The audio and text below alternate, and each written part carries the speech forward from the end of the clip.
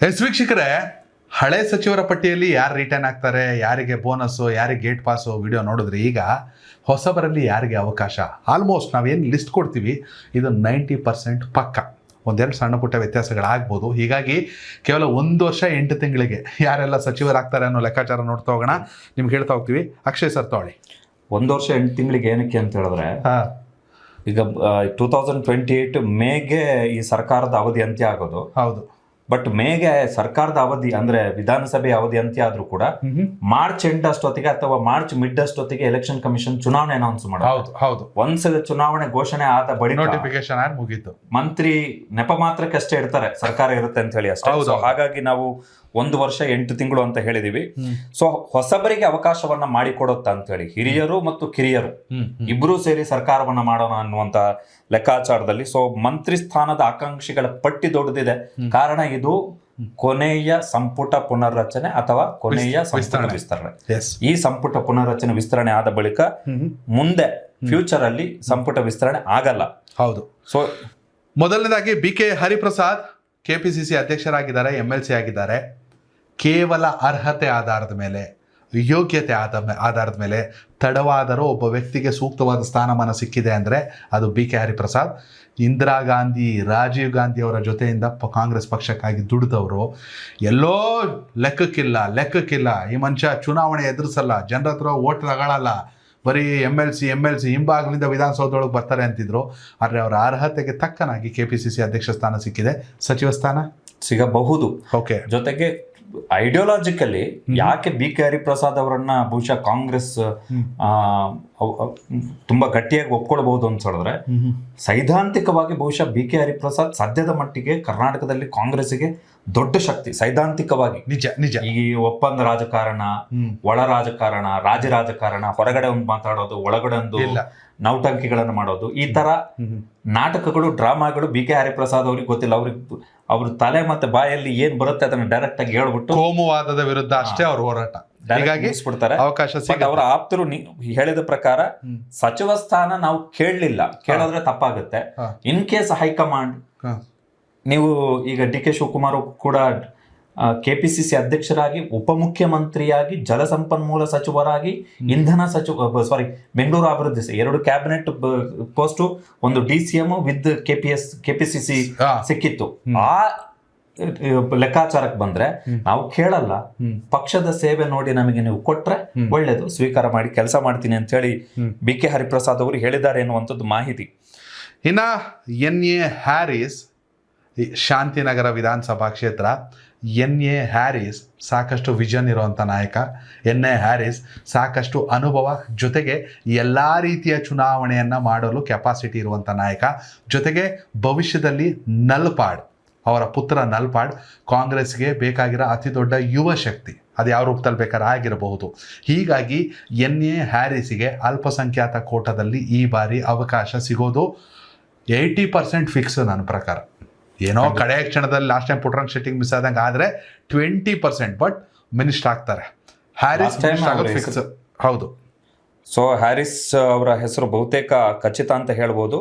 ಇನ್ನು HC ಬಾಲಕೃಷ್ಣ, ಮಾಗಡಿಯ ಶಾಸಕರು, ಬಿಡದಿ ವಿಚಾರಕ್ಕೆ ಸಂಬಂಧಪಟ್ಟ ಹಾಗೆ ಬಹುಶಃ ಕಾಂಗ್ರೆಸ್ನಲ್ಲಿ ಅದು 2 ಅನಿವಾರ್ಯತೆಗಳಿದೆ. ಒಂದು ಕ್ಷೇತ್ರಕ್ಕೆ ಸಂಬಂಧಪಟ್ಟ ಹಾಗೆ, ಜೊತೆಗೆ DK ಶಿವಕುಮಾರ್ ಅವರಿಗೆ ಬೆಂಬಲವಾಗಿ ನಿಲ್ಲಬೇಕು ಎನ್ನುವಂತ ಕಾರಣಕ್ಕೋಸ್ಕರ ನಿರಂತರವಾಗಿ ಸುದ್ದಿಗೋಷ್ಠಿಗಳನ್ನ ಮಾಡಿ, ಪತ್ರಿಕಾ ಹೇಳಿಕೆಗಳನ್ನ ಕೊಟ್ಟು, ಸಂದರ್ಶನವನ್ನ ಕೊಟ್ಟು, ಕುಮಾರಸ್ವಾಮಿ ಅವರ ವಿರುದ್ಧ ತೀವ್ರವಾದಂತಹ ಹೋರಾಟವನ್ನ ಮಾಡ್ತಾ ಇರುವಂತವ್ರು HC ಬಾಲಕೃಷ್ಣ, ಮಾಗಡಿಯ ಶಾಸಕರು. ಒಂದು ಮಾತು ಹೇಳಿದ್ರು ಇವರು, ಏನು ಅಂತ ಹೇಳಿದ್ರೆ, ನಾನು JDS ನಲ್ಲೇ ಉಳಿದುಕೊಂಡು ತಪ್ಪು ಮಾಡಿದೆ. ಜಮೀರ್ ಅಹಮದ್ ಖಾನ್, ಚಲುವರಾಯಸ್ವಾಮಿ ಇವರೆಲ್ಲ JDS ಬಿಟ್ಟು ಬಂದಂತಹ ಸಂದರ್ಭದಲ್ಲಿ ನಾನು ಕೂಡ ಕಾಂಗ್ರೆಸ್ಗೆ ಬರಬೇಕಿತ್ತು. ಅವಾಗ ನನಗೂ ಒಳ್ಳೇದಾಗ್ತಿತ್ತು, ಇನ್ನೂ ಒಳ್ಳೇದಾಗ್ತಾ ಇತ್ತು. ನಾನು JDS ನಲ್ಲಿ ಟೈಮ್ ವೇಸ್ಟ್ ಮಾಡಿದ್ದೆ ಎನ್ನುವಂತಹ ಮಾತನ್ನ ಬಾಲಕೃಷ್ಣ ಅವರು ಇತ್ತೀಚೆಗೆ ಆಡಿದ್ರು. ಲಾಸ್ಟ್ ಟೈಮ್ ನ ಕ್ಯಾಬಿನೆಟ್ ನಲ್ಲೇ ಇವರ ಹೆಸರು ಬರಬೇಕಿತ್ತು. ಆದ್ರೆ DK ಶಿವಕುಮಾರ್ ಅವರು ರಾಮನಗರ ಅಂದ್ರೆ ಈಗ ಬೆಂಗಳೂರಿನ ದಕ್ಷಿಣ ಏನಿದೆ, ಈ ಕೋಟಾದ ಅಡಿಯಲ್ಲಿ ಸ್ವತಃ DK ಶಿವಕುಮಾರ್ ಅವರೇ ಉಪಮುಖ್ಯಮಂತ್ರಿಗಳಾಗಿದ್ದ ಕಾರಣಕ್ಕೋಸ್ಕರ ಸಿಗ್ಲಿಲ್ಲ. ಈಗ DK ಶಿವಕುಮಾರ್ ಅವರೇ ಮುಖ್ಯಮಂತ್ರಿ ಆಗಿರೋದ್ರಿಂದ ಒಂದೇ ಜಿಲ್ಲೆಯ 2 ಶಾಸಕರಿಗೆ ಸ್ಥಾನ ಸಿಗುತ್ತೆ ಎನ್ನುವಂಥದ್ದು ಪ್ರಶ್ನೆ. ಜೊತೆಗೆ ಎರಡನೇದು ಡಿ ಕೆ ಶಿವಕುಮಾರ್ ಕೂಡ ಒಕ್ಕಲಿಗರು, ಬಾಲಕೃಷ್ಣ ಕೂಡ ಒಕ್ಕಲಿಗರು, ಒಂದೇ ಸಮುದಾಯ, ಒಂದೇ ಜಿಲ್ಲೆ. ಬಟ್ ಬಾಲಕೃಷ್ಣ ಶಾಸಕ ಸ್ಥಾನದಲ್ಲಿ ಹಿರಿತನದಲ್ಲಿ ನೋಡಿದ್ರೆ ಅರ್ಹ ಇದ್ದಾರೆ. ಅಲ್ಲ, ಆಬ್ವಿಯಸ್ಲಿ ಖಂಡಿತ ಅಲ್ಲೋ. ಬಟ್ ನನಗೆ ಬಾಲಕೃಷ್ಣ ಅವರ ವಿಚಾರದಲ್ಲಿ ಯಾಕೋ ಡೌಟ್ ಬರ್ತಾ ಇಲ್ಲ. ಫಿಕ್ಸ್ ಅವರು, ಯಾಕಂದ್ರೆ ಡಿ ಕೆ ಶಿವಕುಮಾರ್ ಅವ್ರ ರಾಜಕೀಯ ನೋಡೋಕ್ಕಿಂತ ಮುಂಚೆ ನೋಡಿದವರು. ಅವ್ರ ತಂದೆ MLA ಆಗಿದ್ದವರು, ಅವ್ರ ತಂದೆ ಕೂಡ ಆ ಭಾಗದಲ್ಲಿ ಅತಿ ದೊಡ್ಡ ನಾಯಕರು. ಇಷ್ಟೊತ್ತಿಗಾಲೇ ಮಿನಿಸ್ಟರ್ ಆಗ್ಬಿಡ್ಬೇಕಿತ್ತು ಯಾವ ಸರ್ಕಾರದಲ್ಲಾದ್ರೂ ಸರಿ, ಬಾಲಕೃಷ್ಣ ಮನ್ಸು ಮಾಡಿದ್ದಿದ್ರೆ. ಬಟ್ ಈ ಬಾರಿ ಅವಕಾಶ ಸಿಗುತ್ತೆ. ಡಿ ಕೆ ಶಿವಕುಮಾರ್ ಬಿಟ್ಕೊಡಲ್ಲ, ಬಾಲಕೃಷ್ಣ ಡಿ ಕೆ ಶಿವಕುಮಾರ್ನ ಬಿಟ್ಕೊಡಲ್ಲ. ಎಸ್, ಇನ್ನು ಮುಂದಿನ ಹೆಸರು PM ನರೇಂದ್ರ ಸ್ವಾಮಿ ಮಳವಳ್ಳಿ. ಈಗ ಗೊಂದಲ ಇರೋದು ಚಲುವರಾಯ ಸ್ವಾಮಿಗ ನರೇಂದ್ರ ಸ್ವಾಮಿಗ ಅನ್ನೋದಷ್ಟೇ ಪ್ರಶ್ನೆ. ಯಾಕೆಂದರೆ ನರೇಂದ್ರ ಸ್ವಾಮಿಯವರಿಗೆ ಪಕ್ಷದಲ್ಲಿ ಸಚಿವ ಸ್ಥಾನವನ್ನು ಪಡೆಯುವಂಥ ಎಲ್ಲ ಅರ್ಹತೆ ಇದೆ. ಆದರೆ ಚಲುವರಾಯ ಸ್ವಾಮಿನ ಡೌನ್ ಮಾಡಿಬಿಟ್ರೆ ನೆಕ್ಸ್ಟು ಸುರೇಶ್ ಗೌಡರು ಎತ್ಕೊಂಡ್ಕೊಬಿಡ್ತಾರಲ್ಲ ನಾಗಮಂಗಲದಲ್ಲಿ. ಈಗ ಮಳವಳ್ಳಿಲಿ ನರೇಂದ್ರ ಸ್ವಾಮಿ ಪಕ್ಷಕ್ಕಾಗಿ ದುಡಿತಾವ್ರೆ.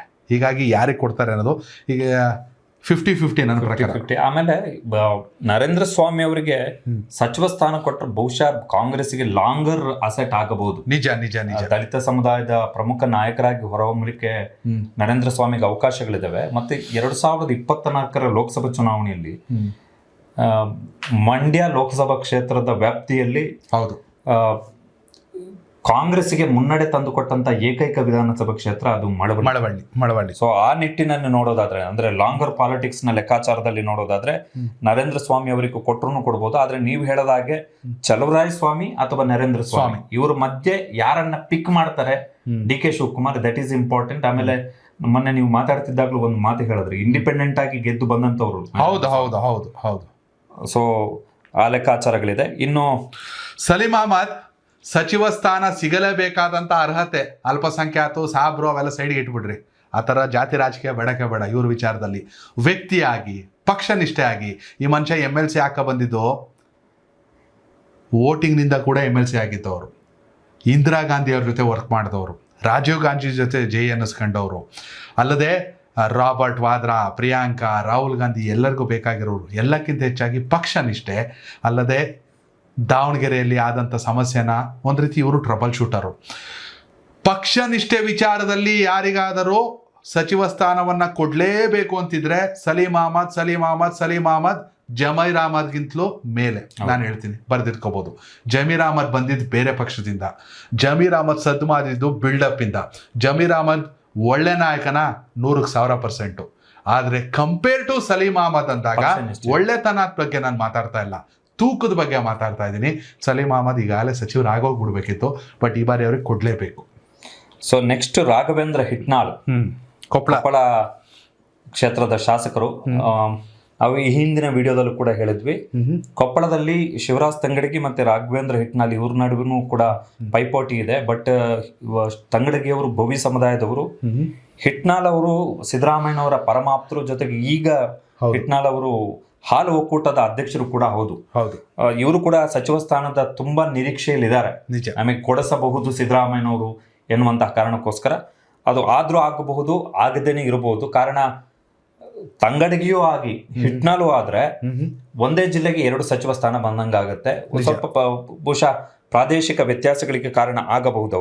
Okay, yes. ಇನ್ನು ಪುಟ್ಟರಂಗ ಶೆಟ್ಟಿ, ಚಾಮರಾಜನಗರ, ಸಿದ್ದರಾಮಯ್ಯ ಅವರ ಸರ್ಕಲ್ನಲ್ಲಿ, ಸಿದ್ದರಾಮಯ್ಯ ಅವರ ಗ್ಯಾಂಗಲ್ಲಿ ಗುರುತಿಸ್ಕೊಳ್ಳುವಂಥ ಅತ್ಯಂತ ಸರಳ ಸಜ್ಜನಿಕೆಯ ರಾಜಕಾರಣಿ ಅದು ಪುಟ್ಟರಂಗ ಶೆಟ್ಟಿ. ಹಿಂದೆ ಸಚಿವರಾಗಿದ್ದರು, 2023 ಸಚಿವರಾಗಬೇಕಿತ್ತು. ಬಟ್ ತ್ಯಾಗ ಮಾಡಿದ್ರು, ತ್ಯಾಗ ಮಾಡಿ ದೊಡ್ಡವರಾದರು, ಬಿಟ್ಕೊಟ್ಟು ದೊಡ್ಡವರಾದರು. ಈ ಬಾರಿ ಅವ್ರ ಹೆಸರಿದೆ, ಅದೇ ರೀತಿ ಇನ್ನೊಬ್ರು ಹೆಸರು ಇದೆ, ಬರುತ್ತೆ, ನಾನು ಹೇಳ್ತೀನಿ. ಪುಟ್ಟರಂಗ ಶೆಟ್ಟಿ ಅವರಿಗೆ ಕೂಡ 70-30 ನನ್ನ ಪ್ರಕಾರ ಖಂಡಿತ. ಮತ್ತೆ ಕೊಡಬೇಕಾದಂತಹ ಒಬ್ಬ ವ್ಯಕ್ತಿ, ಕಾರಣ ಏನು ಅಂತ ಹೇಳಿದ್ರೆ ಉಪ್ಪಾರ ಸಮುದಾಯದ ಏಕೈಕ ಶಾಸಕ ಪುಟ್ಟರಂಗ ಶೆಟ್ಟಿ. ಉಪ್ಪಾರ ಸಮುದಾಯದ ಮತಗಳು ರಾಜ್ಯದ ಬಹುತೇಕ ಎಲ್ಲಾ ವಿಧಾನಸಭಾ ಕ್ಷೇತ್ರಗಳಲ್ಲಿ ತುಂಬಾ ಇಂಪ್ಯಾಕ್ಟ್. ದಾವಣಗೆರೆಯಲ್ಲೂ ಬಂದು ಪ್ರಚಾರ ಮಾಡಿದ್ರು, ವರುಣಾದಲ್ಲಿದ್ದಾವೆ, ಚಾಮರಾಜನಗರ ವಿಧಾನಸಭಾ ಕ್ಷೇತ್ರ ಇರ್ಬೋದು, ಬೇರೆ ಬೇರೆ ಹಲವು ವಿಧಾನಸಭಾ ಕ್ಷೇತ್ರಗಳಲ್ಲಿ ಉಪ್ಪಾರ ಸಮುದಾಯದ ಮತಗಳು ಕೂಡ ತುಂಬಾ ಕ್ರೂಷಿಯಲ್ ಇರುವಂತದ್ದು. ಏಕೈಕ ಶಾಸಕರು, ಈ ಹಿಂದೆ ಸಮಾಜ ಕಲ್ಯಾಣ ಸಚಿವರಾಗಿದ್ರು. ಸೊ ಬಹುಶಃ ಪುಟ್ಟರಂಗ ಶೆಟ್ಟಿ ಅವರಿಗೆ ಕೊಡಿಸಬಹುದು ಸಚಿವ ಸ್ಥಾನ.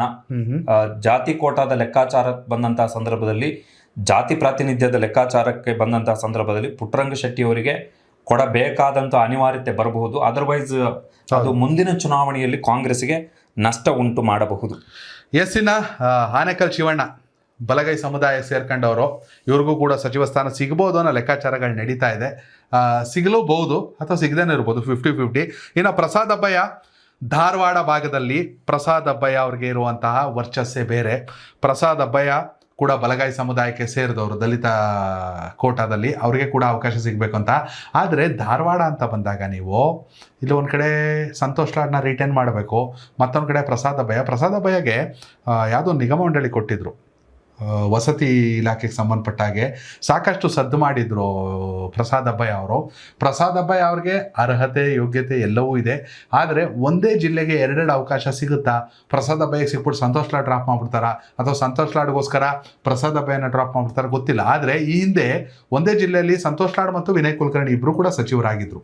ಹೀಗಾಗಿ ಪ್ರಸಾದ್ ಅಬ್ಬಯ್ಯ ಮತ್ತು ಸಂತೋಷ್ ಲಾಡ್ ಇಬ್ಬರು ಕೂಡ ಇಲ್ಲಿ ಅವಕಾಶವನ್ನು ಪಡೆದ್ರು ಅಚ್ಚರಿ ಪಡಬೇಕಾಗಿಲ್ಲ. ಏನಂತೀರಾ? ಖಂಡಿತವಾಗಿಯೂ. ಇನ್ನು ವಿಜಯಾನಂದ ಕಾಶಪ್ಪನವರು, ಹೌದು, ಬಹುಶಃ ಒಬ್ಬ ಅತ್ಯಂತ ತೀವ್ರ ಆಕಾಂಕ್ಷಿ, ಹೌದು, ಮಂತ್ರಿ ಆಗಬೇಕು ಎನ್ನುವಂತ ಅತ್ಯಂತ ತೀವ್ರ ಆಕಾಂಕ್ಷಿ ಯಾರು ಅಂತ ಹೇಳಿದ್ರೆ ಅದು ವಿಜಯಾನಂದ ಕಾಶಪ್ಪನವರು.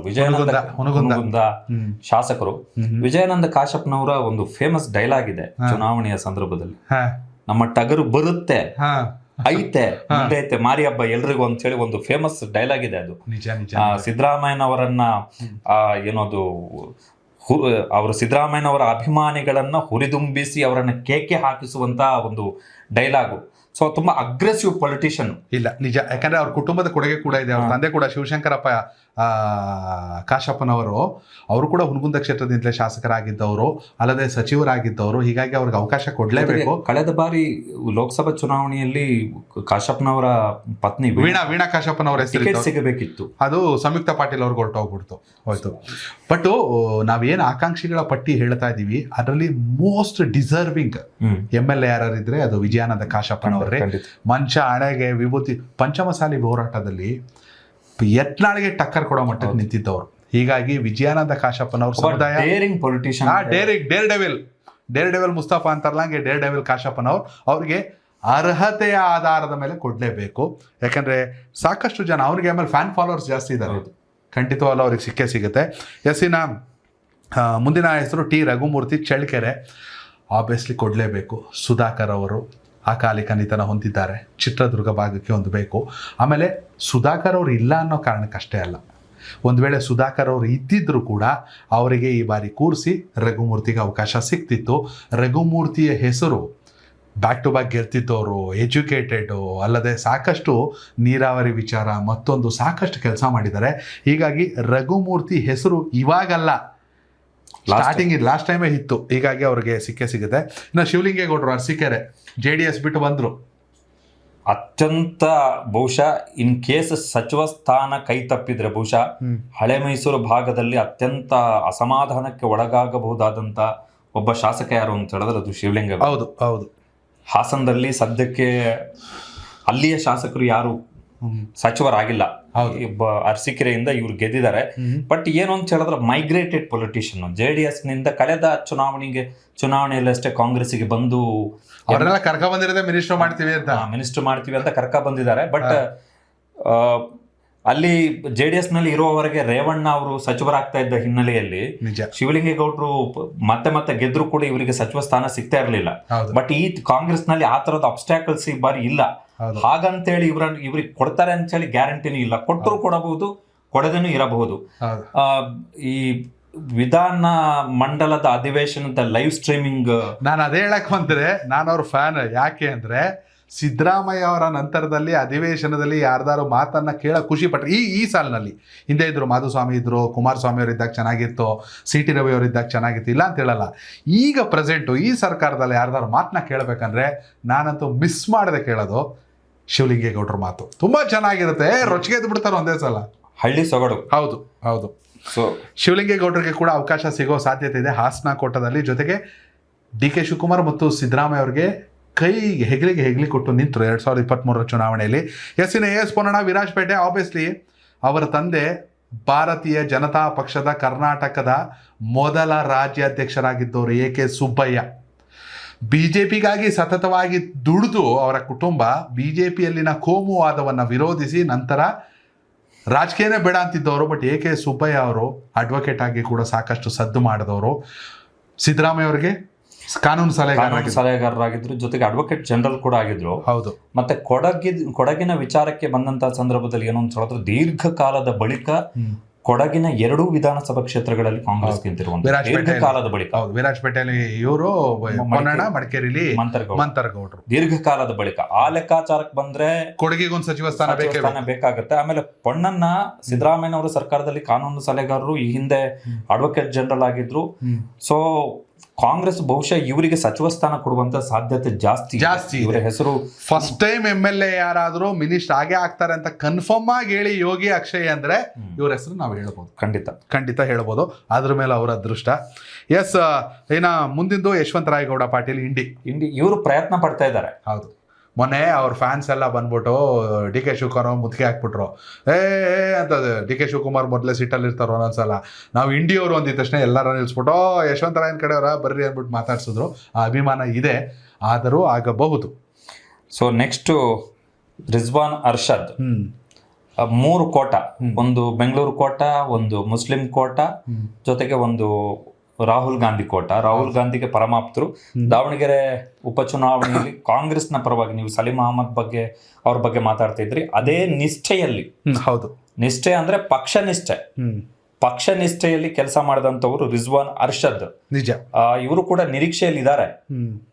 ಬಟ್ ಏನು ಅಂತ ಹೇಳಿದ್ರೆ, ಈಗ ಬೆಂಗಳೂರಿನ ವಿಚಾರಕ್ಕೆ ಬಂದಂತಹ ಸಂದರ್ಭದಲ್ಲಿ ಇನ್ ಕೇಸ್ ಜಮೀರ್ ಅಹಮದ್ ಖಾನ್ ಮತ್ತು N.A. ಹ್ಯಾರಿಸ್ ಇವರಿಬ್ರು ಕೂಡ ಸಚಿವರಾದಂತಹ ಸಂದರ್ಭದಲ್ಲಿ ರಿಜ್ವಾನ್ ಅರ್ಷದ್ಗೆ ಅದು ಮೈನಸ್ ಆದ್ರೂ ಆಗಬಹುದು. ಯಾಕಂದ್ರೆ ಬೆಂಗಳೂರಿನಿಂದಲೇ ಇಬ್ಬರನ್ನ ನಾವು ಸಚಿವರನ್ನಾಗಿ ಮಾಡ್ತಿದ್ವಿ, ಅಗೇನ್ ಮುಸಲ್ಮಾನರ ಕೋಟಾದಲ್ಲೇ.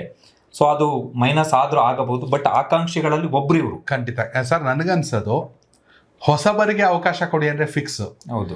ಸೀನಿಯಾರಿಟಿಗೆ ಅವಕಾಶ ಕೊಡಿ ಅಂದ್ರೆ ಡೌಟ್. ರಿಜ್ವಾನ್ ಅರ್ಷದ್, ಯಾಕಂದ್ರೆ ಸಲೀಂ ಅಹಮದ್ ಇದ್ದಾರೆ, ನೀವು ಹೇಳಿದಾಗೆ ಈಗಲೇ ಸಾಕಷ್ಟು ಜನ ಇದ್ದಾರೆ. ಎಸ್, ಇನ್ನು ಮುಂದಿನ ಹೆಸರನ್ನು ನೋಡೋದಾದ್ರೆ ಸವದಿ. ಇದು ಕೂಡ ಕೊಡಲೇಬೇಕಾದಂಥ. ಜಗದೀಶ್ ಶೆಟ್ಟರ್ ವಾಪಸ್ ಹೋಗ್ಬಿಟ್ರು. ಆದರೆ ಲಕ್ಷ್ಮಣ್ ಸವದಿ BJPಯಲ್ಲಿ ಉಪಮುಖ್ಯಮಂತ್ರಿ ಆಗಿದ್ದವರು. BJPಯಲ್ಲಿ ಮನಸ್ಸು ಮಾಡ್ರೆ ಉತ್ತರ ಕರ್ನಾಟಕ ಭಾಗದ ಅತಿ ದೊಡ್ಡ ನಾಯಕರಾಗಬೇಕಾಗಿದ್ದವರು. ಬೆಳಗಾವಿಯಲ್ಲಿ ಸಾಹುಕಾರ ಫ್ಯಾಮಿಲಿಗೆ ಸೆಡ್ಡು ಹೊಡೆಯುವಂಥ ಕೆಪಾಸಿಟಿ ಇರುವಂಥವ್ರು. ಆದರೆ ಟಿಕೆಟ್ ಕೊಡಲಿಲ್ಲ, ಪಕ್ಷ ಅವಮಾನ ಮಾಡ್ತು. ನನಗೆ ಟಿಕೆಟ್ ತಾನೇ ಕೇಳಿದ್ದು, ನಾನೇನು ಬೇರೆ ಹುದ್ದೆ ಕೊಡಿ, ಸಚಿವ ಸ್ಥಾನ ಕೊಡಿ ಅಂತ ಹೇಳಲಿಲ್ಲ. ಕೊಡಲಿಲ್ಲ ಅಥಣಿಯಲ್ಲಿ. ಹೀಗಾಗಿ ಪಕ್ಷವನ್ನೇ ಬಿಟ್ಟು ಕಾಂಗ್ರೆಸ್ಸಿಗೆ ಬಂದವರು. ಅವ್ರಿಗೆ ಕಾಂಗ್ರೆಸ್ಸಿಗೆ ಅವ್ರಿಗೆ ಮಾಡಿದಂಥ ಸಪೋರ್ಟ್ಗಾಗಿ ಅವ್ರಿಗೆ ಅವಕಾಶ ಮಾಡಿಕೊಡ್ಬೇಕು. ಜೊತೆಗೆ ಕರ್ಕ ಬಂದಂತವರು ಡಿ.ಕೆ. ಶಿವಕುಮಾರ್. ನಿಜ. ಬೆಳಗಾವಿಯ ರಾಜಕಾರಣದ ವಿಚಾರಕ್ಕೆ ಬಂದಂತಹ ಸಂದರ್ಭದಲ್ಲಿ ಜಾರಕಿಹೊಳಿ ಕುಟುಂಬವನ್ನ ಕಟ್ಟಿ ಹಾಕ್ಲಿಕ್ಕೆ ಲಕ್ಷ್ಮಣ್ ಸವದಿಯನ್ನ ಡಿ.ಕೆ. ಶಿವಕುಮಾರ್ ಆರಂಭದಲ್ಲಿ ಅಸ್ತ್ರವಾಗಿ ಬಳಸಿಕೊಂಡಂತವರು. ನಿಜ. ಸೊ ಆ ಹಿನ್ನೆಲೆಯಲ್ಲಿ ನೋಡಿದ್ರೆ, ಆಮೇಲೆ ನೀವು ಈ ವಿಧಾನಸಭೆಯಲ್ಲಿ ಸೆಷನ್ ಆಗುವಂತ ಸಂದರ್ಭದಲ್ಲಿ ಯೋಗಿಜಿ ಅವರು ಕೂತಂತ ಸಂದರ್ಭದಲ್ಲಿ ಅವರನ್ನ ನೋಡಿದ ತಕ್ಷಣ ಕೆಲವೊಂದ್ಸಲ ಅಯ್ಯೋ ಅನ್ಸ್ಬಿಡುತ್ತೆ. ಯಾಕಂತ ಹೇಳಿದ್ರೆ, ನೀವೇ ಹೇಳಿದ್ರಿ, DCM ಆಗಿದ್ದಂತಹ ಒಬ್ಬ ವ್ಯಕ್ತಿ ಕಾಂಗ್ರೆಸ್ಸಿಗೆ ಬಂದಂತಹ ಸಂದರ್ಭದಲ್ಲಿ ಸಚಿವ ಸ್ಥಾನಕ್ಕಾಗಿ ಇಷ್ಟೆಲ್ಲ ಗೋಗರಿಯುವಂತ ಅವಶ್ಯಕತೆ ಇಲ್ಲ. ನಿಜ. ಕೊಟ್ಬಿಡ್ಬೇಕು ಇವರೇ. ಹೌದು. ಅದು ಡಿ.ಕೆ. ಶಿವಕುಮಾರ್ ಅವರ ಜವಾಬ್ದಾರಿ. ಈಗ ಅಲ್ಲಿ ಬೆಳಗಾವಿಯಲ್ಲಿ ಡಿ.ಕೆ. ಶಿವಕುಮಾರ್, ಜಾರಕಿಹೊಳಿ ಮತ್ತೆ ಲಕ್ಷ್ಮೀ ಹೆಬ್ಬಾಳ್ಕರ್, ಈ 3 ಟ್ರಯಾಂಗಲ್ ಏನು ಹೊಂದಾಣಿಕೆ ಏನಾಗಿದೆ ಗೊತ್ತಿಲ್ಲ. ಬಟ್ ಲಕ್ಷ್ಮಣ್ ಸವದಿ ಆ ಲೆಕ್ಕಾಚಾರದಲ್ಲಿ ನೋಡಿದಿದ್ರೆ ಮಂತ್ರಿ ಆಗ್ಲಿಕ್ಕೆ, ಪಕ್ಷಕ್ಕಿಂತ ವ್ಯಕ್ತಿಯಾಗಿ ಲಕ್ಷ್ಮಣ್ ಸವದಿ ಸ್ಟ್ರಾಂಗ್. ಅವ್ರದೇ ಆದ ಓಟ್ಗಳಿದೆ. ಇನ್ನ ಶರತ್ ಬಚ್ಚೇಗೌಡರು ಹೊಸಕೋಟೆ. ಇವರ ಹೆಸರು ಫಸ್ಟ್ ಲಿಸ್ಟ್ ನಲ್ಲೇ ಇತ್ತು. ಹೌದು. ಶರತ್ ಬಚ್ಚೇಗೌಡ ಅವರ ಹೆಸರು ಫಸ್ಟ್ ಲಿಸ್ಟ್ ನಲ್ಲೇ ಇತ್ತು. ಸೆಕೆಂಡ್ ಲಿಸ್ಟ್ ನಲ್ಲಿ ಬಹುತೇಕ ಕನ್ಫರ್ಮ್ ಅಂತ ಇರುವಂತಹ ಮಾಹಿತಿ. ಶರತ್ ಬಚ್ಚೇಗೌಡ ಅವರ ಹೆಸರು ಕನ್ಫರ್ಮ್ ಇದೆ ಅಂತ ಹೇಳಿ. ಎಸ್. ಇನ್ನು ನಾರಾ ಭರತ್ ರೆಡ್ಡಿ ಬಳ್ಳಾರಿ ನಗರ, JN ಗಣೇಶ್ ಕಂಪ್ಲಿ. ಈಗ ಬಳ್ಳಾರಿಲಿ ಮೊದಲೇ ನಾಗೇಂದ್ರ ಕಡೆಯವರು, ನಾಗೇಂದ್ರ ವಾಲ್ಮೀಕಿ ಹಗರಣದಿಂದ ಸಚಿವ ಸ್ಥಾನವನ್ನು ಕಳ್ಕೊಂಡ್ರು. ಯಾರಪ್ಪ ಸೀನಿಯರು, ಯಾರಿಗಪ್ಪ ಕೆಪಾಸಿಟಿ ಐತೆ, ಯಾರಿಗಪ್ಪ ಸಚಿವರಾಗಬೇಕು ಅಂದರೆ ನಾಗೇಂದ್ರ ಹೆಸರು ಫಸ್ಟ್ ಬರುತ್ತೆ. ಒಂದು ವೇಳೆ ಕಾಂಟ್ರವರ್ಸಿ ಕಾರಣ ನಾಗೇಂದ್ರನ ಕೈ ಬಿಡೋದಾದರೆ ಹೊಸಬರ ಕೋಟಾದಲ್ಲಿ ಈ ಬಾರಿ ನಾರಾ ಭರತ್ ರೆಡ್ಡಿ ದೊಡ್ಡ ಮಟ್ಟಕ್ಕೆ ಕೇಳಿ ಬರ್ತಾ ಇದೆ. ಜನಾರ್ದನ ರೆಡ್ಡಿ ಅವರ ಮನೆ ಮುಂದೆ ಆದಂಥ ಜಗಳ, ಹೌದು, ಫೈರಿಂಗ್, ನಾರಾ ಭರತ್ ರೆಡ್ಡಿ ಅನ್ನೋ ಹೆಸರು ಇಡೀ ದೇಶದಲ್ಲಿ ದೊಡ್ಡ ಮಟ್ಟಕ್ಕೆ ಸದ್ದಾಯಿತು. ಅದೇ ರೀತಿ ಪಕ್ಷ ಕೂಡ ಅವರಿಗೆ ಬ್ಯಾಕಪ್ ಆಗಿ ನಿಂತ್ಕೋತು. ಎಲ್ಲೂ ಕೂಡ ನಾರಾ ಭರತ್ ರೆಡ್ಡಿಯನ್ನು ಆರೋಪಿ ಸ್ಥಾನಕ್ಕೆ ಅಥವಾ ದೋಷಿ ಸ್ಥಾನಕ್ಕೆ ತಳ್ಳಕ್ಕೆ ಬಿಡಲಿಲ್ಲ. ಆ ಒಂದು ನಿಷ್ಠೆ ನಾರಾ ಭರತ್ ರೆಡ್ಡಿಗೂ ಇದೆ, ಅದೇ ಒಂದು ಪ್ರೀತಿ ಡಿ ಕೆ ಶಿವಕುಮಾರ್ ಅವ್ರಿಗೂ ಇದೆ. ಈಗ ನಾರಾ ಭರತ್ ರೆಡ್ಡಿ ಹೆಸರು ಕೇಳಿ ಬರ್ತಾ ಇದೆ, ಗೊತ್ತಿಲ್ಲ ನಾಗೇಂದ್ರ ಕೊಟ್ಟರೆ ಭರತ್ ರೆಡ್ಡಿಗಿಲ್ಲ. ಅಲ್ಲ, ನಾಗೇಂದ್ರ ಅವರಿಗೆ ಬಹುಶಃ ಈ ಸದ್ಯದ ಸನ್ನಿವೇಶದಲ್ಲಿ ಕೊಡ್ತಾರೆ ಎನ್ನುವಂಥದ್ದು ಒಂದು ಸ್ವಲ್ಪ ಹೇಳಲಿಕ್ಕಾಗಲ್ಲ, ಕಷ್ಟ ಅಂತ. ಕಷ್ಟ. ಯಾಕಂದ್ರೆ CBI ಇನ್ನು ಕನ್ವಿಕ್ಷನ್ಸ್ ಏನಾದರೂ ಆಗ್ಬಿಟ್ರೆ ಅದು ಬೇರೆ ತರ ಮತ್ತೆ ಇನ್ನೊಂದ್ಸಲ ರಾಜೀನಾಮೆ ಪಡ್ಕೋಬೇಕಾಗುತ್ತೆ. ಹೌದು. ಇನ್ನು SR ಶ್ರೀನಿವಾಸ್ ಕಂಪ್ಲಿ ಜಸ್ಟ್ ಹೆಸರು ತಗೊಂಡ್ವಿ.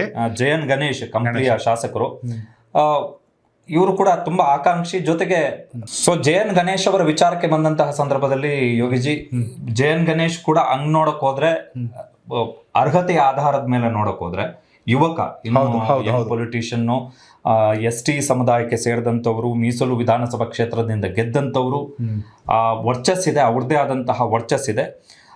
ನಾಗೇಂದ್ರ ಅವರ ವಿಚಾರಕ್ಕೆ ಬಂದ್ರೆ ನೀವು, ಹೌದು, ಈ ವಾಲ್ಮೀಕಿ ಕೋಟಾದ ಅಡಿಯಲ್ಲಿ ಇನ್ ಕೇಸ್ ಆ ಭಾಗದಲ್ಲಿ ಏನಾದ್ರೂ ಈಗ ಪ್ರಾದೇಶಿಕ ಮತ್ತು ಜಾತಿ ಲೆಕ್ಕಾಚಾರಕ್ಕೆ ಬಂದಂತಹ ಸಂದರ್ಭದಲ್ಲಿ ಬಹುಶಃ ಇವ್ರಿಗೂ ಕೂಡ ಲಕ್ ಕುಲಾಯಿಸಬಹುದು. 100% ಅಂತೂ ಹೇಳಕ್ ಸದ್ಯಕ್ಕೆ ಅಂತ ಇಲ್ಲ. ಹೌದು.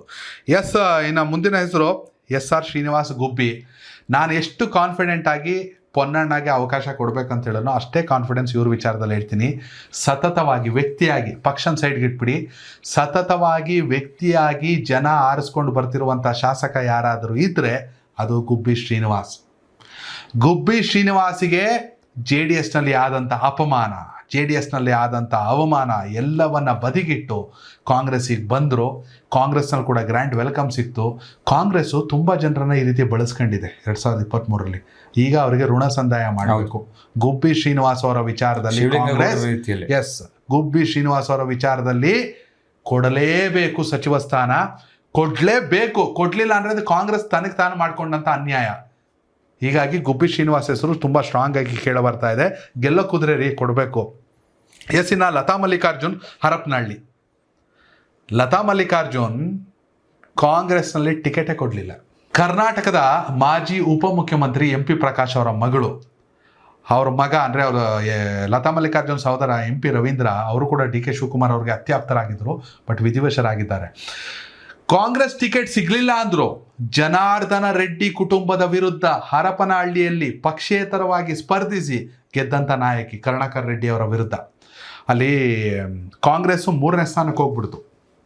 ಇಂಥ ಸಂದರ್ಭದಲ್ಲಿ ಗೆದ್ದ ಮೇಲೆ ಕೂಡ ಸಿದ್ದರಾಮಯ್ಯವ್ರ ಮೇಲೆ ಇರುವಂಥ ಗೌರವ, ಕಾಂಗ್ರೆಸ್ ಮೇಲೆ ಇರುವಂಥ ನಿಷ್ಠೆ ಪಕ್ಷಕ್ಕೆ ಬೆಂಬಲವನ್ನು ಘೋಷಿಸಿದ್ರು. ಒಂದು ವೇಳೆ ಲತಾ ಮಲ್ಲಿಕಾರ್ಜುನ್ಗೆ ಕಾಂಗ್ರೆಸ್ಸಿಂದಲೇ ಟಿಕೆಟ್ಗೆ ಕೊಟ್ಟಿದ್ದಿದ್ರೆ ವಿಜಯನಗರದಲ್ಲಿ ಎಲ್ಲ ಸ್ಥಾನವನ್ನು ಗೆಲ್ತಿತ್ತು. ಬಟ್ ಲತಾ ಮಲ್ಲಿಕಾರ್ಜುನ್ ಅವ್ರಿಗೆ ಖಂಡಿತವಾಗಲು ಕೌಟುಂಬಿಕವಾಗಿ, ವೈಯಕ್ತಿಕವಾಗಿ ಎಷ್ಟು ಸಿಂಪಲ್ ಆಗಿ ಓಡಾಡ್ಕೊಂಡಿರ್ತಾರೆ ಅಂದರೆ ಖಂಡಿತವಾಗಲೂ ಅವರಿಗೆ ಸಚಿವ ಸ್ಥಾನವನ್ನು ಕೊಡಲೇಬೇಕು. ಮಹಿಳಾ ಕೋಟಾದ ಅಡಿಯಲ್ಲಿ ಹಂಗೆ ನೋಡೋಕೆ ಹೋದ್ರೆ ವರ್ತ್ ಕ್ಯಾಂಡಿಡೇಟ್ ಡೆಫಿನೆಟ್ ಆಗಿ. ಅವರೇನಾದ್ರು ಸಚಿವರಾದರೆ 2028 ಚುನಾವಣೆಯಲ್ಲಿ ನಾನು ಹೇಳ್ತೀನಿ, ಬರ್ದಿಟ್ಕೊಳ್ಳಿ, ಕೂಡ್ಲಿಗೆ ಶ್ರೀರಾಮುಲು ಹೋಯ್ತೀನಿ ಅಂತವ್ರೆ. ಯಾರು ಬೇಕಾದ್ರೂ ಹೋಗಲಿ, ವಿಜಯನಗರ ಜಿಲ್ಲೆಯಲ್ಲಿ 5ಕ್ಕೆ 5 ಕೂಡ ಕಾಂಗ್ರೆಸ್ ಗೆಲ್ಲುತ್ತೆ. ಯಾಕಂದರೆ ಅವರ ಕುಟುಂಬಕ್ಕೆ ಮತ್ತು ಅಲ್ಲೊಂದಷ್ಟು ಆ ರೀತಿ ವಾತಾವರಣ ಇದೆ. ಇನ್ನು ಮುಂದಿನದು ರುದ್ರಪ್ಪ, ಮಾನಪ್ಪ, ಲಮಾಣಿ, ಹಾವೇರಿ ಉಪಸಭಾಪತಿ ಆಗಿದ್ದು, ಸ್ಪೀಕರ್. ಹೆಲ್ತ್ ಇಶ್ಯೂ ಇದೆ ಅನ್ಕೋತೀನಿ. ಹೆಲ್ತ್ ಇಶ್ಯೂ ಇದೆ, ಬಟ್ ತುಂಬಾ ನಿರೀಕ್ಷೆಯಲ್ಲಿದ್ದಾರೆ. ಸಮುದಾಯದ ಲೆಕ್ಕಾಚಾರ ಮತ್ತು ಆ ಭಾಗದ ಲೆಕ್ಕಾಚಾರಕ್ಕೆ ಬಂದಂತಹ ಸಂದರ್ಭದಲ್ಲಿ ತುಂಬಾ ನಿರೀಕ್ಷೆಯಲ್ಲಿದ್ದಾರೆ. ಸಿದ್ದರಾಮಯ್ಯನವರ ಆಪ್ತರು ಕೂಡ ಹೌದು, ಬಟ್ ಕನ್ಫರ್ಮ್ ಏನಿಲ್ಲ. ಆಕಾಂಕ್ಷಿಗಳ ಪಟ್ಟಿಯಲ್ಲಿ ಇವರ ಹೆಸರಿರೋದಂತೂ ಮಾತ್ರ ನಿಜ. ಬಟ್ ಈ ಹಿಂದೆ ಸಚಿವರಾಗಿದ್ದವರು, ಮಾಜಿ ಸಚಿವರು, ಅವ್ರಿಗೆ ಕೂಡ ಆಕಾಂಕ್ಷಿ. ಬಟ್ ತುಂಬ ಸರಳ ವ್ಯಕ್ತಿ ರೀ, ನಂಗೆ ಖುಷಿ ಅನ್ಸುತ್ತೆ ಅವ್ರನ್ನ ಭೇಟಿ ಆಗೋಕ್ಕೆ. ತುಂಬ ವೈಯಕ್ತಿಕವಾಗಿ ಒಳ್ಳೆಯವ್ರಿಗೆಲ್ಲ ಅವಕಾಶ ಸಿಗೋದು ಕಷ್ಟ. ನೋಡೋಣ, ಏನು ಬೇಕಾದ್ರೆ ಆಗ್ಬೋದು. ಇನ್ನು ಅಶೋಕ್ ಪಟ್ಟಣ್, ರಾಮದುರ್ಗ, ಸದಾ ಸಿದ್ದರಾಮಯ್ಯ ಅವ್ರ ಜೊತೆ ಇರ್ತಿದ್ದವರು. ಹೌದು, ಈಗ ಒಂದು ಸ್ವಲ್ಪ ಈ ಕಡೆ ಬಂದಿದ್ದಾರೆ ಅವರು. ಹೌದು, DK ಶಿವಕುಮಾರ್ ಕಡೆಗೆ ಬಂದಿದ್ದಾರೆ. ಇವರು ಫ್ರಮ್ ಡೇ 1 ಟ್ರೈ ಮಾಡ್ತಿದ್ದಾರೆ. ಅದ್ಯಾಕೋ ಸಿದ್ದರಾಮಯ್ಯನವರ ಸರ್ಕಾರದಲ್ಲೂ ಅವಕಾಶ ಸಿಗಲಿಲ್ಲ. ಮುಖ್ಯ ಸಚೇತಕರಾದ್ರು ಅದಾದ್ಮೇಲೆ ಕಾಂಗ್ರೆಸ್ ಶಾಸಕಾಂಗ ಪಕ್ಷದ ಮುಖ್ಯ ಸಚೇತಕರನ್ನಾಗಿ ಇವರನ್ನ ನೇಮಕ ಮಾಡಲಾಯಿತು. ಮೊನ್ನೆಯ DK ಶಿವಕುಮಾರ್ ಅವರ ಇದರಲ್ಲೂ ಕೂಡ ಫಸ್ಟ್ ಲಿಸ್ಟ್ ನಲ್ಲಿ ಇರಲಿಲ್ಲ. ಈಗ ಸೆಕೆಂಡ್ ಲಿಸ್ಟ್ ಮತ್ತೆ ಇದು ಫೈನಲ್ ಲಿಸ್ಟ್. ಈ ಲಿಸ್ಟ್ ನಲ್ಲಿ ಇರಬಹುದು ಎನ್ನುವಂತ ನಿರೀಕ್ಷೆಯಲ್ಲಿ ಅಶೋಕ್ ಪಟ್ಟಣ್ ಅವರು ಇದ್ದಾರೆ. ಬಟ್ ಅವರು ಯೋಗಿ ಅವರು ಹೇಳದ ಹಾಗೆ ಸ್ವಲ್ಪ ಈ ಕಡೆ ತಕ್ಕಡಿ ಒಂದ್ ಸ್ವಲ್ಪ ಹಿಂಗ ಆಗಿರೋದ್ರಿಂದಾಗಿ ವ್ಯತ್ಯಾಸ ಈ ಕಡೆ ಬಂದಿದ್ದಾರೆ ಅವರು. ನೋಡೋಣ. ಎಂ ಕೃಷ್ಣಪ್ಪ ಆಬ್ವಿಯಸ್ಲಿ ಕೊಡಲೇಬೇಕು. ಅಪ್ಪನೂ ಎಮ್ ಎಲ್ ಎ, ಮಗನೂ M L A. Priya Krishna ಹಾಗೆಯೇ ಎಂ ಕೃಷ್ಣಪ್ಪ ಅವ್ರಿಗೆ ಸಚಿವ ಸ್ಥಾನ ಲಾಸ್ಟ್ ಟೈಮೇ ಕೊಡಬೇಕು ಅಂತ ಅಲ್ಲಿ ಲೋಕಭವನದ ಎದುರಿಗೆ ದೊಡ್ಡ ಮಟ್ಟಕ್ಕೆ ಪ್ರೊಟೆಸ್ಟ್ ಎಲ್ಲ ಆಗ್ಬಿಟ್ಟಿತ್ತು. ಈಗಲೂ ಬಿಡೋರಲ್ಲ, ಬಟ್ ಅವ್ರಿಗೆ ಕೊಡ್ಬೇಕ್ರಿ. 2 ಸೀಟ್ ಮನೇಲಿ ಗೆಲ್ಲಿಸ್ಕೊ ಬರ್ತಾರೆ ಅಂದಮೇಲೆ ಕೊಡಲೇಬೇಕು. ಎಂ ಕೃಷ್ಣಪ್ಪ ಅವರು ಕೂಡ ಕಂಟಿನ್ಯೂಸ್ ವಿನ್ ಆಗಿದ್ದಾರೆ. ಹೌದೌದು. ಆಮೇಲೆ ಅಭಿವೃದ್ಧಿ ಕೂಡ ಹಂಗೆ ಇದೆ. ಆ ಕ್ಷೇತ್ರದಲ್ಲಿರೋ ಒಂದೇ ಒಂದು ನೆಗೆಟಿವ್ ಅಂದ್ರೆ ಊರು ತುಂಬಾ ಫ್ಲೆಕ್ಸ್ ಇರುತ್ತೆ ಅನ್ನೋದು ಬಿಟ್ರೆ ಅಭಿವೃದ್ಧಿ ಅಂತೂ ಖಂಡಿತವಾಗ್ಲೂ ಇದೆ. ಎಸ್, ಇದು ಇನ್ನು ಟಿ ಬಿ ಜಯಚಂದ್ರ ಸಿರಾ ಸೀನಿಯಾರಿಟಿ ತುಂಬಾ ಅಸಮಾಧಾನಿತ ಶಾಸಕರಲ್ಲಿ ಒಬ್ರು ಇವರು. ಹೌದು, ಎಲ್ಲರೂ ಕೂಡ ಬಹಿರಂಗವಾಗಿ ಹೇಳಿಕೆ ಕೊಡಲ್ಲ, ಬಟ್ ಅವರ ಸ್ಟೇಟ್ಮೆಂಟ್ಗಳು, ವಿಧಾನಸಭೆಯಲ್ಲಿ ಅವರು ಮಾತಾಡುವಂತಹ ಮಾತುಗಳನ್ನ ಕೇಳದಂತ ಸಂದರ್ಭದಲ್ಲಿ ಆ ಸಿಟ್ಟು ಹೆಂಗಿರುತ್ತೆ ಅಂತ ಹೇಳಿದ್ರೆ ಕೊತ ಕುದೀತಾ ಇರುತ್ತೆ, ಬಟ್ ಹೊರಗಾಕ್ಲಿಕ್ಕೆ ಅವಕಾಶಗಳಿಲ್ಲ. ಸೊ ದೆಹಲಿಯಲ್ಲಿ ಕರ್ನಾಟಕದ ರಾಜ್ಯದ ಪ್ರತಿನಿಧಿಯಾಗಿ ಸಿದ್ದರಾಮಯ್ಯ ಅವರ ಅವಧಿಯಲ್ಲೂ ಕೂಡ ನೇಮಕ ಆಗಿತ್ತು. ಈಗ ಮತ್ತೆ ಡಿ ಕೆ ಶಿವಕುಮಾರ್ ಬಂದಾದ ಬಳಿಕ ಮತ್ತೆ ಅವರನ್ನೇ ದೆಹಲಿ ಪ್ರತಿನಿಧಿಯಾಗಿ ನೇಮಕ ಮಾಡಲಾಗಿದೆ.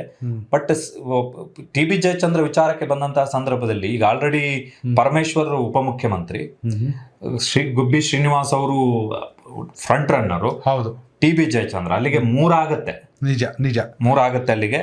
ಬಟ್ ಇದು ಕೂಡ 50-50 ಗ್ಯಾರಂಟಿ ಏನು ಇಲ್ಲ ಟಿ ಬಿ ಜಯಚಂದ್ರ ಅವರ ವಿಚಾರಕ್ಕೆ ಬಂದಂತ ಸಂದರ್ಭದಲ್ಲಿ.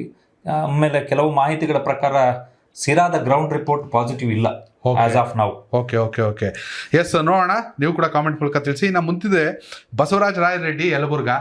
ಸಿದ್ದರಾಮಯ್ಯ ಅವರ ಸರ್ಕಾರದ ವಿರುದ್ಧ, ಅನುದಾನದ ವಿರುದ್ಧ ಲೆಟರ್ ಬರೀತೀನಿ ಹೈಕಮಾಂಡ್ಗೆ, ಮತ್ತೊಂದು ಮಗದೊಂದು ಅಂತ ಫಸ್ಟ್ ಸುದ್ದಿ ಆದವರೇ ಬಸವರಾಜ ರಾಯರೆಡ್ಡಿ.